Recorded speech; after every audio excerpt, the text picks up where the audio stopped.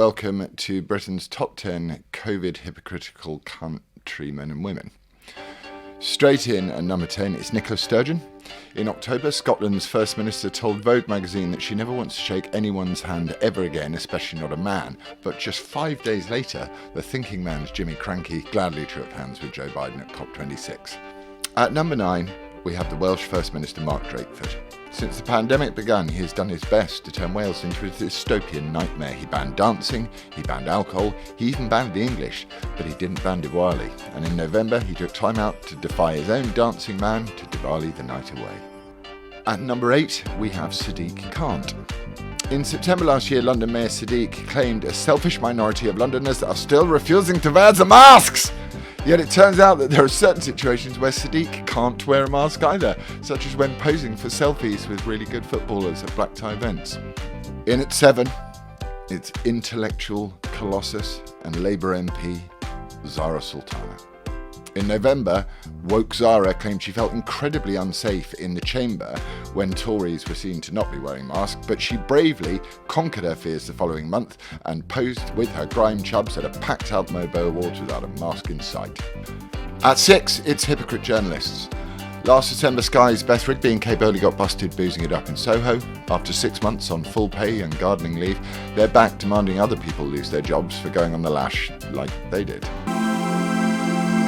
At 5 is crisps salesman and former ball chaser, Lord Gary Woke of Lineker.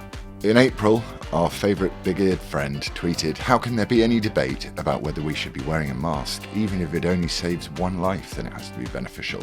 But in October 2020, perhaps while out shopping for his refugee lodger, Lineker was photographed maskless in Marks & Spencer, which he blamed on old age. This is not just any hypocrite.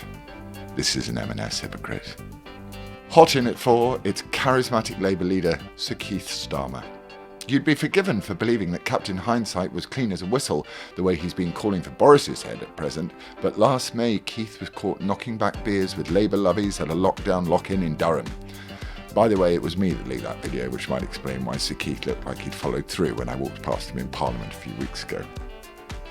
At number 3, it's Matt Hancock. After months of Spank Mancock putting the nation under house arrest, in June it emerged he'd been putting a very pretty young woman's bottom under hand arrest.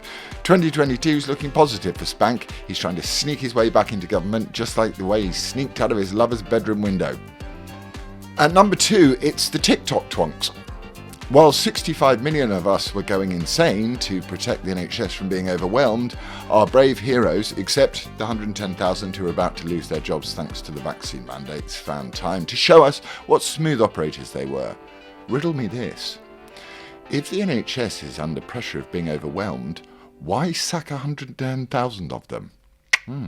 But top of the hypocritical COVID countrymen and women is the leader of the People's Republic of Great Britain, Boris Johnson. 3 weeks to flatten the curve. Let's cancel Christmas. I'd rather eat my ID card. Compulsory COVID passports. Plan A, Plan B, Plan C, all the way up to Plan Xi Jinping, culminating in Wednesday's PMQs when he apologised for not knowing what a party was. But seriously, the saddest thing is that I doubt Boris will even resign. Hypocrisy is the new authenticity. Left is right, right is wrong, victims are heroes, good is bad. So in the end, they took on Mother Nature and they lost. And so many of the lies are now coming to light. Asymptomatic transmission of the virus, rubbish. Vaccines to prevent the spread of the virus, rubbish. Masks in class, rubbish. Masks on the tube, rubbish. Vaccine passports don't work, total rubbish.